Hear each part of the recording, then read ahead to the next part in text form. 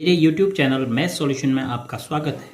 यदि आपने अभी तक चैनल को सब्सक्राइब नहीं किया है तो प्लीज़ चैनल को सब्सक्राइब कर बेल आइकन का बटन जरूर प्रेस कर लें, जिससे कि गणित के किसी भी प्रश्न पर बनने वाली वीडियो अपलोड होते ही नोटिफिकेशन के द्वारा आप तक शीघ्र पहुंच जाए। प्रश्न संख्या 4 है, ए बी सी डी एक चतुर्भुज है। क्या ए बी धन बी सी धन सी डी धन ए डी यानी चतुर्भुज की चारों भुजाओं का ए बी सी सी डी और ए डी का योग ए सी और बी डी के योग से बड़ा है। ए सी का मतलब विकर्ण ए सी, बी डी का मतलब विकर्ण बी डी। तो चतुर्भुज में कितने विकर्ण होते हैं? 2 विकर्ण। तो हमें यह दर्शाना है कि चारों भुजाओं का योग चतुर्भुज का उनके दोनों विकर्णों के योग से बड़ा होगा। तो हम पहले एक विकर्ण खींचते हैं। माना हम एक विकर्ण खींचें ए और सी को मिलाने पर तो हमें मिलता है विकर्ण ए सी। चतुर्भुज 2 त्रिभुजों में बट जाता है, एक त्रिभुज ए सी डी, एक त्रिभुज ए बी सी। तो पहले त्रिभुज ए बी सी के लिए हम ऐसा कह सकते हैं कि ए बी और बी सी को जोड़ के ए सी से अधिक आएगा। इसी प्रकार ए सी डी त्रिभुज में भी हम कह सकते हैं कि ए डी और सी डी को जोड़ के ए सी से अधिक आएगा। तो लिखते हैं त्रिभुज ए बी सी में ए बी सी से क्या आपको प्राप्त होगा? ए बी धन बी सी बड़ा होना चाहिए किससे? ए सी से। और त्रिभुज ए सी डी में, त्रिभुज ए सी डी में आपको क्या प्राप्त होगा? ए सी डी से ए डी धन सी डी बड़ा होना चाहिए ए सी से। इसको हम कह देते हैं असमीका नंबर 1 और इसको कह देते हैं असमीका नंबर 2। अगर हम इन दोनों को जोड़ते हैं तो हमें क्या प्राप्त होता है? हमें प्राप्त होगा असमीका नंबर 1 धन असमीका नंबर 2 करने पर ए बी धन बी सी धन सी डी धन डी ए या ए डी। एक ही बात है, देखो A B B C D और डी ए, इन सभी को जोड़ दिया बाएं पक्ष में, बड़ा होना चाहिए ए सी धन ए सी, ए सी धन ए सी। तो हमें क्या मिला? ए बी धन बी सी धन सी डी धन डी ए बड़ा होना चाहिए 2 ए सी से। लेकिन हमें सिद्ध तो करना है ए सी धन बी डी।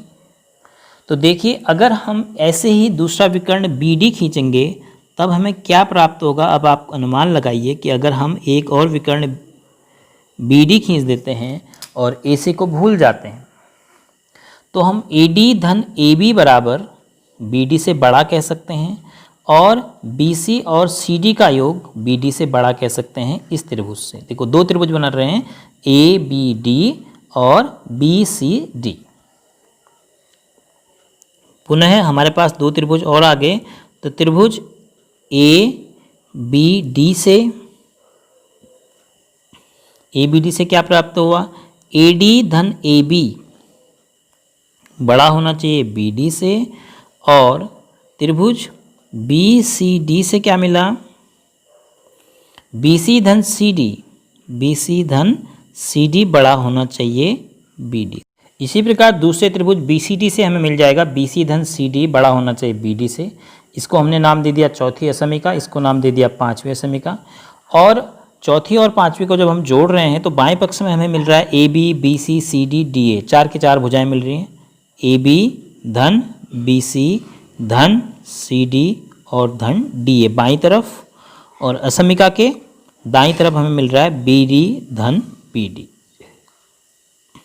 तो यहाँ से भी हमें चारों भुजाओं का योग चतुर्भुज की प्राप्त हो रहा है और वो किसके साथ उसका संबंध है? बी डी से, बी डी के दुगने से बड़ा है, ऐसा हमें पता चला, बी डी धन बी डी। तो इसको हम दे देते हैं नाम 6वीं असमीका। अब हम तीसरे और छठे को देखें तो हम तीसरी असमीका और छठे असमीका को जोड़ देंगे। तो देखो ए बी धन बी सी धन सी डी धन डी ए यहाँ भी है, ए बी धन बी सी धन सी डी धन डी ए यहाँ भी। तो हर चीज़ 2 बार आ जाएगी, 2 बार ए बी धन 2 बार बी सी धन 2 बार सी डी और धन 2 बार डी ए। क्योंकि इसके बाएं पक्ष में भी चारों भुजाएं हैं, इसके बाएं पक्ष में भी आप जोड़ेंगे तो ए बी धन A B 2ab, B C धन बी सी 2bc, और दाएं पक्ष में 2ac धन 2bd। अब दो उभयनिष्ठ है, दो आप कॉमन ले सकते हैं इन चारों पदों में, ए बी धन बी सी धन सी डी धन डी ए, चारों में दो विद्यमान है तो चारों में से हमने कॉमन ले लिया। ऐसे ही दाएं पक्ष में दोनों में दो है तो हमने कॉमन ले लिया, तो ए सी धन बी डी हो जाएगा। अब अगर इस संख्या का दुगना इस संख्या के दुगने से बड़ा है तो इसका आधा भी इसके आधे से बड़ा ही होगा, तो हम 2 से भाग दे सकते हैं असमिका के दोनों तरफ। तो भाग देने से असमिका के चिन्ह में कोई परिवर्तन नहीं होगा, तो ए बी धन बी सी धन सी डी और धन डी ए बड़ा हो जाएगा किससे, ए सी धन बी डी से, जो आपको दर्शाना था। क्या किया आपने, 2 से भाग देने पर। किसी भी असमिका में आप किसी संख्या से गुणा करें या भाग दें तो चिन्ह परिवर्तित नहीं होगा।